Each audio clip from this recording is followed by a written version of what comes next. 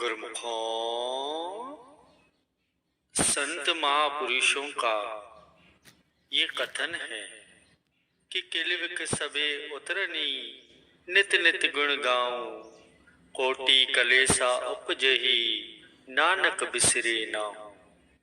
कुदरत की रचना में सब चीज के दो पहलू हैं, सुख है तो दुख भी है, प्रकाश है तो अंधेरा भी है, भक्ति है तो माया भी है। कुदरत ने हर एक चीज के दो दो पहलू बनाए हैं। सुख एक ऐसी चीज है कि हर कोई इसको चाहता है। संसार का हर एक इंसान, चाहे वह छोटा हो या बड़ा हो, बच्चा हो या गुरु को वीडियो लाइक करना, सब्सक्राइब करना प्लीज। ये सेशन बहुत ध्यान से सुनना, बहुत ही अच्छी बात मैं इसमें आपको बताने जा रहा हूँ। बूढ़ा हो, स्त्री हो या पुरुष हो, सब यही चाहते हैं कि मैं सुखी रहूं, मुझको सदा सुख मिले। मगर सुख को प्राप्त करने का तरीका या साधन क्या है? महापुरुषों ने जैसे बतलाया है उसी के मुताबिक इंसान यदि कर्म करेगा तो निश्चय ही उसको सुख की प्राप्ति होगी। अगर अपने मन के ख्यालों से कर्म करेगा तो वह दुख का बागी होगा। ये कुदरती बात है। कुदरत ने जो असूल बनाए हैं उन्हीं असूलों के मुताबिक इंसान को फल मिलता है। संत महापुरुषों ने फरमाया भी है कि किलिविक सबे उतरनी नित नित गुण गाऊं, कि सब कलह कल्पना कलेश आदि इंसान के दूर हो जाते हैं और इंसान हमेशा सुखी रहता है। अगर वह नित्य नित्य यानी हमेशा ही सुबह शाम दिन रात मालिक के गुणानुवाद गाता है, भक्ति में अपना चित्त लगाता है, मालिक की याद करता है, तब वह कभी दुखी नहीं होता, वह हमेशा ही सुखी रहता है। दूसरे पहलू में बताया है कि कोटि कलेसा उपजेही नानक बिसरे ना हो।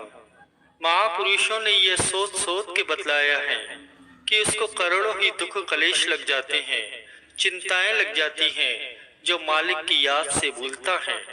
उन्होंने थोड़े से शब्दों में निचोड़ निकाल कर रख दिया कि जो मालिक की याद को अपने दिल में बसाता है, भक्ति में अपना चित्त लगाता है, वही सुखी हो सकता है। वरना अगर मालिक की याद से भूला हुआ है तो वह दुखी है।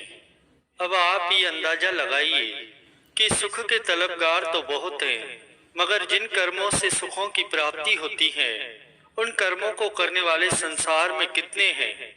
सुख देने वाले कर्मों की ओर प्रवृत्त होने वाले केवल और केवल भक्त जनी होते हैं, गुरुमुख जनी होते हैं।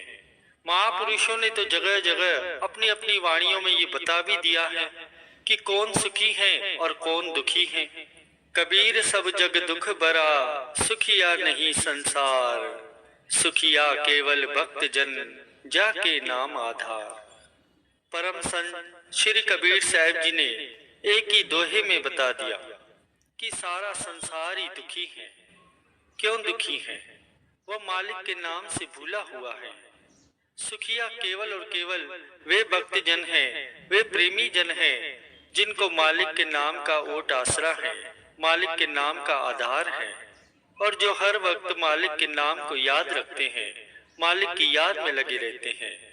भले ही वे संसार में रहते हैं, परंतु संसार में रहते हुए भी उनके दिल में मालिक की याद बनी रहती है।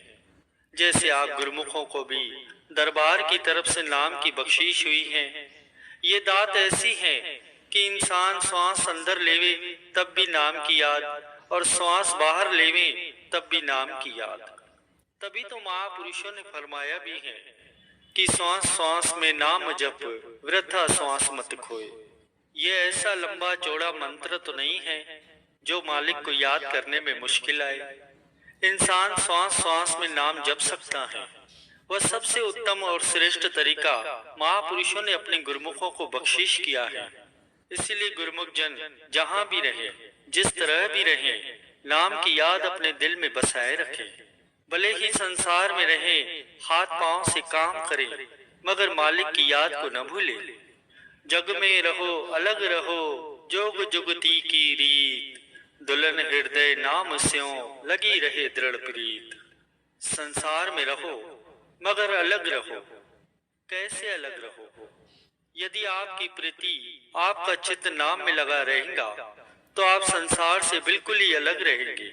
अलग का मतलब दुनिया को छोड़ जाना नहीं होता, अपने चित्त को दुनिया के संबंधों से अलग करना होता है। इसके लिए यही एक तरीका है कि इंसान अपनी सूरत को शब्द से जोड़ दे, हर वक्त नाम जपता रहे। काम करते हुए भी उठते बैठते चलते फिरते यदि नाम का आराधन करेगा तो इसकी सूरत नाम में लीन हो जाएंगी और एक दिन नाम ही से मिल जाएंगी। यही इंसान का लक्ष्य है, यह मुक्ति का साधन है। यही सच्चे गुरु को वीडियो लाइक कर दो, सब्सक्राइब कर दो प्लीज। सुख और आनंद को प्राप्त करने का एकमात्र तरीका है। इसलिए यदि सच्चे सुख की प्राप्ति करनी है, संसार में रहकर हमेशा सुखी रहना है, तो फिर हमेशा मालिक के नाम की याद अपने दिल में बसाए रखो। और ये जो नियम है सत्पुरुषों ने जो निर्धारित किए हैं वे भी इसीलिए हैं।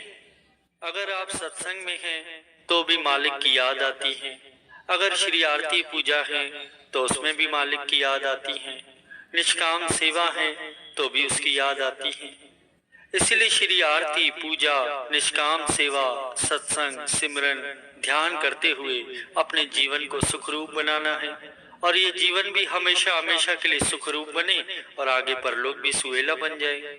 मालिक की दरगाह में जब आप जाएं तो खुशी खुशी जाएं, तब मालिक भी आपको देखकर बड़े प्रसन्न होंगे क्योंकि आपके पास सच्चे नाम का तोशा होगा।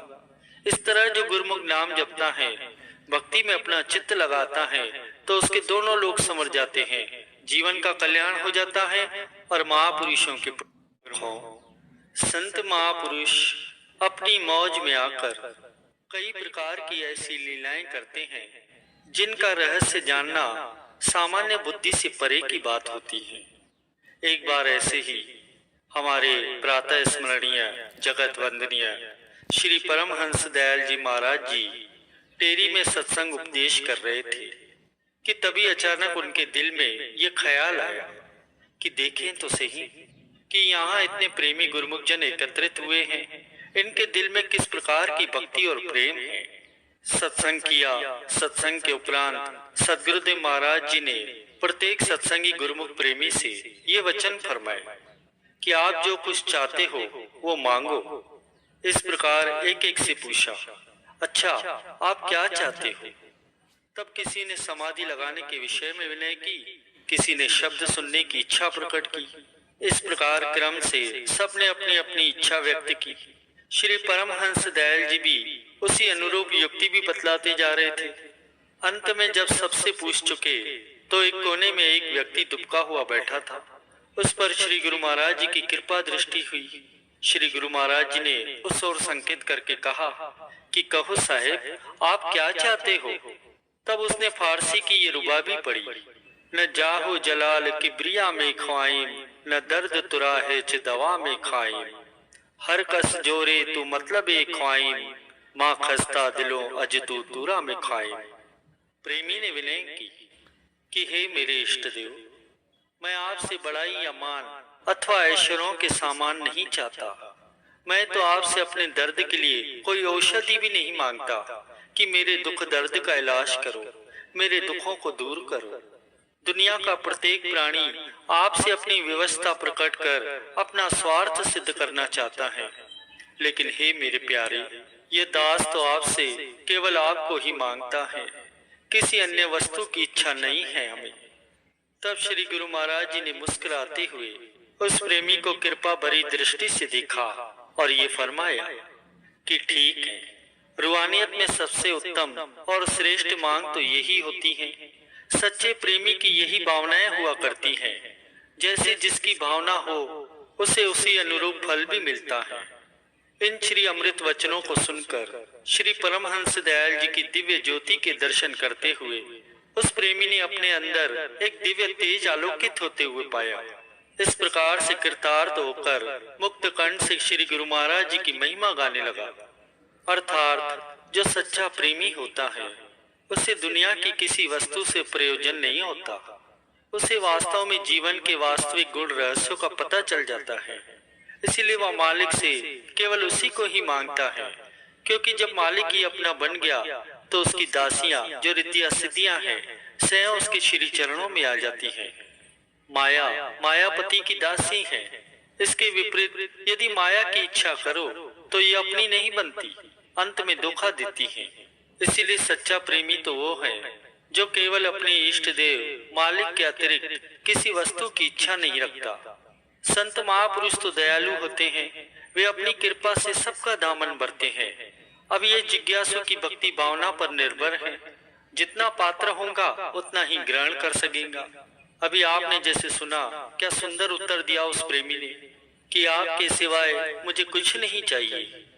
जिस दिल में सदगुरु का निवास हो गया वहां कमी किस चीज की रह गई। ध्यान, समाधि, साधन, संयम सब उसी में समा गए। इसलिए जिज्ञासु को सर्वदा अपने मालिक से उसी को ही मांगना उचित है। जैसा गुरु को वीडियो लाइक करना, सब्सक्राइब करना प्लीज।